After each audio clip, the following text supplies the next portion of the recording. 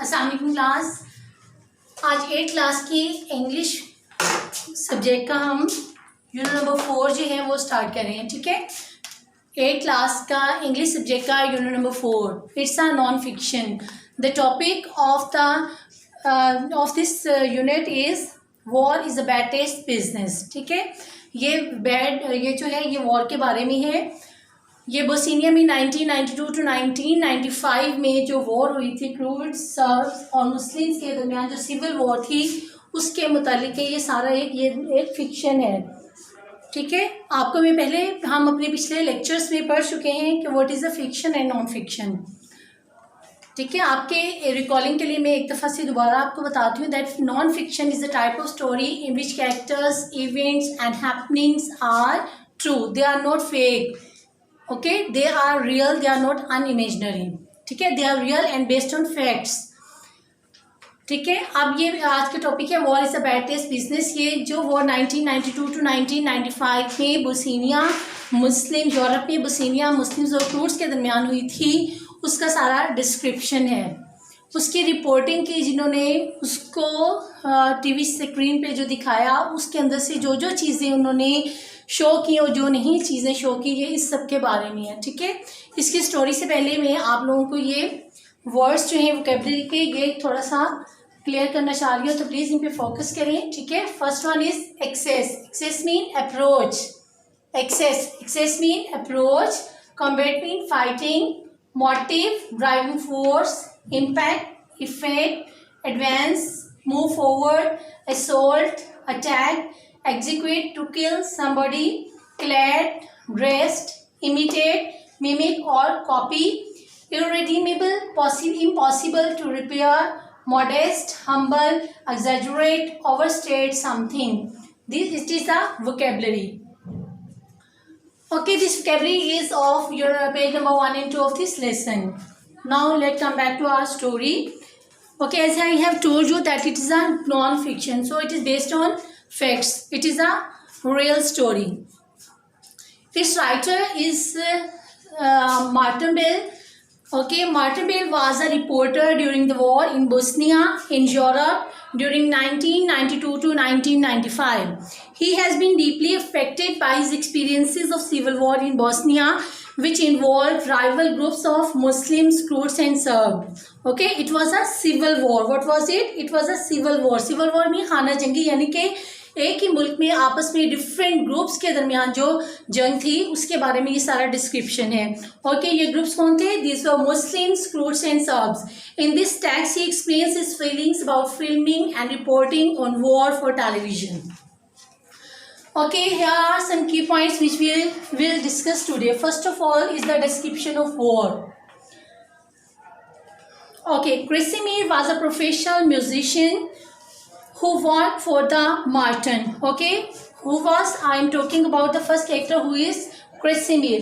But the word is Krasimir. Character is Krasimir. He worked for Martin Bell. Martin Bell was reporting this story, but Krasimir, who was a musician, he worked for Martin Bell. Okay, he worked for Martin Bell. Okay, by profession he was a musician. By profession he was a musician and worked for the Martin. He carried a camera and took pictures for BBC team. He tried to show the world what was happening to his people. Okay, there were atrocities and so much terror. There was a large scale of carnage at that time, and all these reporting was shown there on television. Bell thinks that the human price that is being paid for this conflict is not shown on the TV. He thinks that they only show the images that have bang value to them. He feels the sights, the sounds and the smell of reality are missing from his images and reporting. The scale of carnage and loss of lives that he saw was so huge that horror paralyzed his thoughts. He was unable to utter even a word, but all this reality was not shown on television. Okay, यहाँ पे ये चीज़ आपने जो मैंने आपको बताई है इसमें सब में आप देखें वो बता रहे हैं कि वॉर में जो जो वहाँ पे चीज़ें थी, जो रियलिटी थी, हैपनिंग थी और वसी पैमाने पर जो कत्ले आम था वो वहाँ पे इसकी रिपोर्टिंग में उन सारी चीज़ों को नहीं दिखाया जा रहा था, बल्कि उनको अपने तरीके से मोल्ड करके दिखाया जा रहा था। ठीक है, टेलीविज़न चैनल्स जो थे उनको जो चीज़ अपने बेनिफिट के लिए सही लग रही थी, जिससे उन्हें लग रहा था कि उनकी रेटिंग इंक्रीज़ होगी, उनके चैनल के लिए ये चीज़ जो है वो ज़्यादा बेनिफिशियल होगी, उस चीज़ को वो ज़्यादा हाईलाइट कर रहे थे, उन पर ज़्यादा फोकस कर रहे थे। ठीक है, और इसी चीज़ के बारे में इसने बताया है कि जो सेंसेशंस थी वहाँ पे उसको बढ़ा चढ़ा के समटाइम बयान किया गया for the rating of television channels, और समटाइम ऐसा था कि जहाँ पे रियल हैपनिंग्स थी उनको मिटिगेट कर दिया गया। मिटिगेट मीन उनको थोड़ा सा कम कर दिया गया। क्यों कम कर दिया गया? क्योंकि that was not beneficial for their rating. इन सब के बारे में ही इन सब ये सारी बात बताई गई है डिस्क्रिप्शन ऑफ वर्ड में। ओके, नेक्स्ट हमारे पास था the value of bang bang images. What the word is the value of bang bang images. Now what is bang bang images? ठीक है, ये क्या है? बैंग बैंग इमेजेस वो होती हैं जिससे कोई सनसनी फैल जाए, कोई सेंसेशन हो जाए। ठीक है, क्या हो जाए? सनसनी फैल जाए या कोई सेंसेशंस हो जाए। अब ये क्या था? The value of bang bang images, only those things were shown there on television which were of great importance for their reporting or for their channel rating. Bang bang images are highly valued. Every news editor wants to include them in his or her program. They show a terrible face of war and convey a sense of the price that is exists. Sometimes they have to be dropped, but most of the time they find their way on the television screen. People are deeply affected by them and they have great value. Okay, किस चीज़ पे ज़्यादा focus था? Only the things which create sensations. ठीक है, यानी कि bang bang mean to create sensations, जो कि बहुत धमाका खेज खबरें होती हैं, इमेजेस होती हैं, डिस्क्रिप्शंस होती हैं, उन पे ज़्यादा फोकस था। ठीक है, किस चीज़ पे फोकस था? जो सनसनी फैलाने वाली चीज़ें हैं उन पे ज़्यादा फोकस था। The next point is the good taste guidelines. The good taste guidelines. Some guidelines are not set what to show and not to show on television. ठीक है, यानी कि क्या दिखाना है और क्या नहीं दिखाना, उसके लिए कुछ गाइडलाइंस जो थी वो सेट नहीं की गई थी। Things that are considered in best taste, they are not shown on the television. ठीक है, कुछ चीज़ें जिनसे लग रहा था कि that should not be shown, क्योंकि उसके लिए डिफरेंट टाइप ऑफ इमोशंस जो थे वो डेवलप हो सकते थे, some time for Muslim, some time for Croats. इसलिए ऐसी चीज़ें जिनसे लग रहा था कि वो यूरोपियंस के बेनिफिट में नहीं होंगी, उन चीज़ों को वहाँ पे नहीं दिखाया जा रहा था। For example, graphic scenes of violence and carnage are not shown on television. ठीक है, graphic scene of violence and carnage, violence तशद्दुद, कार्नेज वसी पैमाने पर कत्ले आम। ठीक है, इन सारी चीज़ों को वहाँ पे नहीं दिखाया जा रहा था क्योंकि ये सारी चीज़ें जो थी ये उनके अगेंस्ट आ रही थी। All of this is decided on the basis of good taste guidelines. ठीक है, कुछ उन्होंने अपने लिए इसके पैरामीटर सेट किए थे कि इन चीज़ों के अकॉर्डिंग ही हमने करना है, ताकि जो इसकी रियल पिक्चर जो है, वहाँ पे जो वायलेंस था, वहाँ पे जो इनजस्टिस था, वो भी लोगों के सामने क्लियरली नहीं सामने आया था। Okay, the next point is the sanitising and prettifying of war. Okay, the sanitising and prettifying of war. Sanitising mean जरासीम कुश एंड प्रिटिफाइंग मीन संवारना। ठीक है, यानी ऐसी चीज़ें जो उनको लग रही थी कि ये उनके अपने बेनिफिट में नहीं है, उनको बिल्कुल ही वाइप आउट कर दिया गया था। ठीक है, और उनको अपने बेनिफिट्स के लिए कुछ चीज़ों को मोल्ड कर लिया गया था, that comes in the type of प्रिटिफाइंग।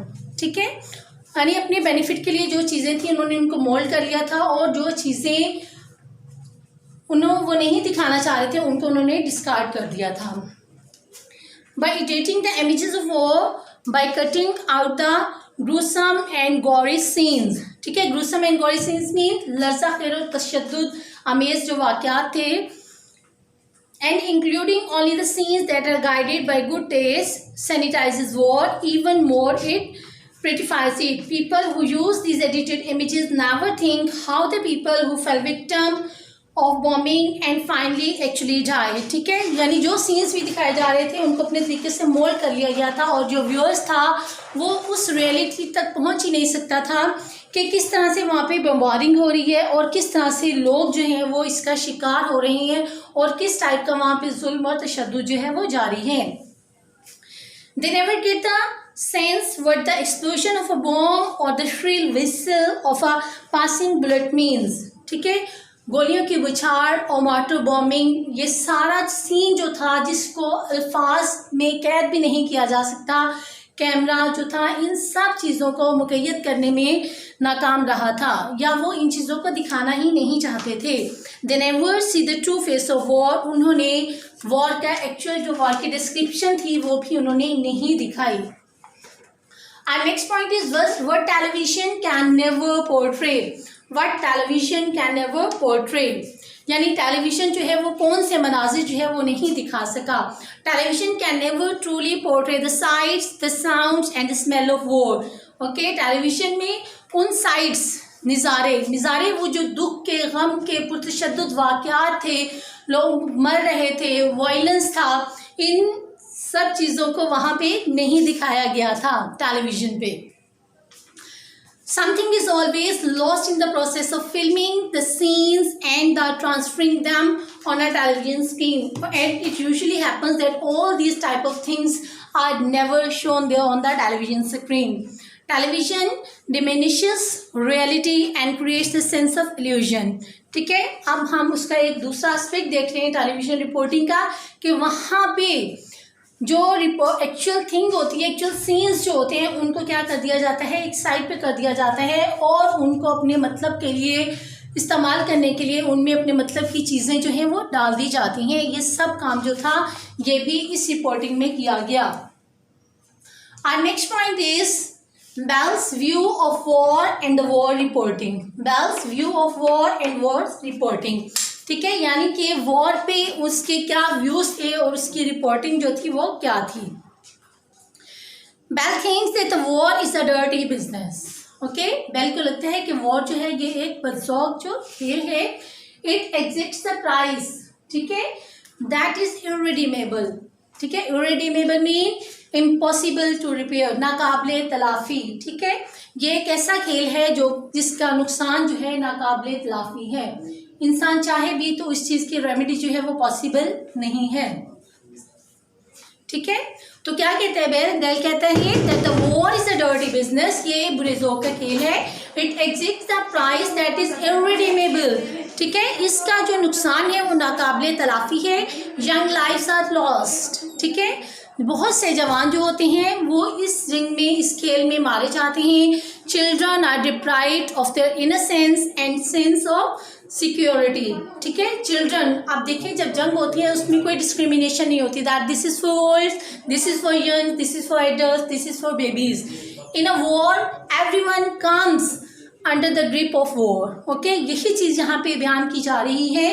That children are deprived of their innocence and sense of security. बच्चे जो हैं वो अपनी मासूमियत और एहसास तहफ़्फ़ुज़ को खो चुके थे। He thinks that war reporting can never fully convey the true picture of war. उसको लगता है कि जो रिपोर्टिंग उन्होंने टेलीविज़न पर दिखाई है वो उस वॉर की सही पिक्चर को पोर्ट्रे नहीं कर रही। Okay, war work for BBC। Something always remains missing in a description or reporting of war. Something which is actually present there in the war is always missing. He also thinks that the war reporting hardens a person to the man's inhumanity to man. Okay, what the point? वो कहते हैं कि ये सारी चीज़ें, यानी कि actual description of war that can never be described in words is always missing in portraying or reporting the war description. I hope so that you have understood all these points. Inshallah, we will continue it in our next lecture. Okay, beta, goodbye, Allah Hafiz.